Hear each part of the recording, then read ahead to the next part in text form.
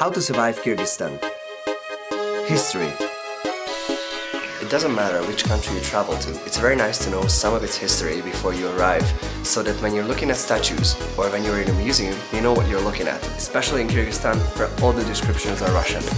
So let's start with Manas. He's the biggest national hero of Kyrgyzstan. In the 7th century, he managed to unify all the 40 Kyrgyz tribes against the Chinese invaders.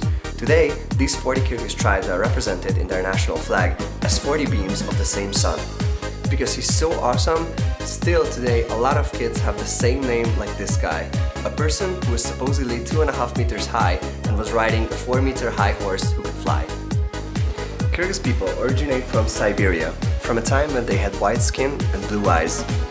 After they moved down to the current place where they live, they had numerous visits from Arabic people, Chinese and Mongolians.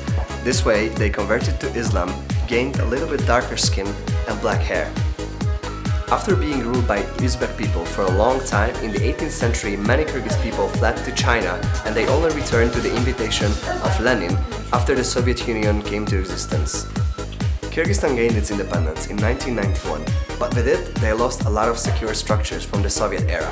What they definitely kept is the colossal Russian buildings and a more developed educational system. Democracy came, and along with it a lot of struggles to adapt to the new system.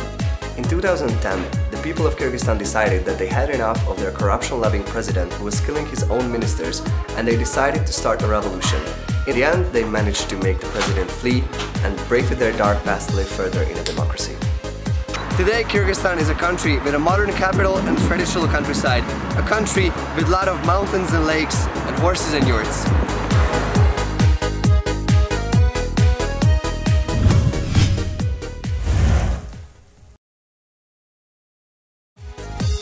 You like that video? And also check out our other editions on how to survive Kyrgyzstan.